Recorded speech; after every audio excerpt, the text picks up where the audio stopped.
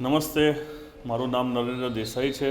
હું ભારતની અંડર-18 બોયઝ ટીમનો આસિસ્ટન્ટ કોચ છું અને હું ગુજરાત સરકાર દ્વારા ચાલતા રમતગમત વિભાગમાં બાસ્કેટબોલ કોચ તરીકે છેલ્લા 8 વર્ષથી ફરજ બજાવું છું।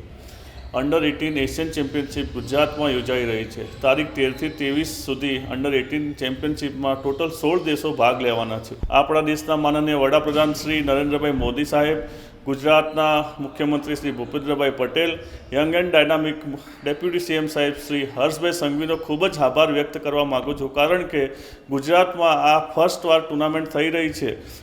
એનું રીઝન એ જ છે કે ગુજરાતમાં અત્યારે વર્લ્ડ લેવલનું ઇન્ફ્રાસ્ટ્રક્ચર વીર સાવરકર સ્પોર્ટ્સ કોમ્પ્લેક્સ તૈયાર થઈ ગયું છે અને તેમાં ઘણી ઇન્ટરનેશનલ ટુર્નામેન્ટો થઈ છે।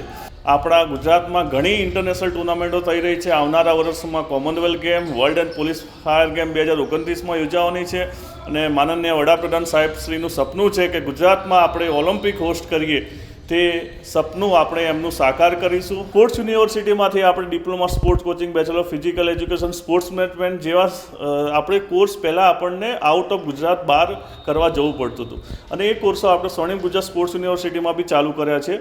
તે અને આપણા આ ચેમ્પિયનશિપમાં રોનાલ્ડો કરીને ભાવનગરનો પ્લેયર જે સિલેક્ટ થયો છે અને એ પ્લેયર બી આપણે ડિસ્ટ્રિક્ટ લેવલ સ્પોર્ટ્સ સ્કૂલ અને એકેડમીમાં એને લાભ લીધો છે અને ત્યારબાદ આ સ્ટેજ સુધી પહોંચ્યો છે।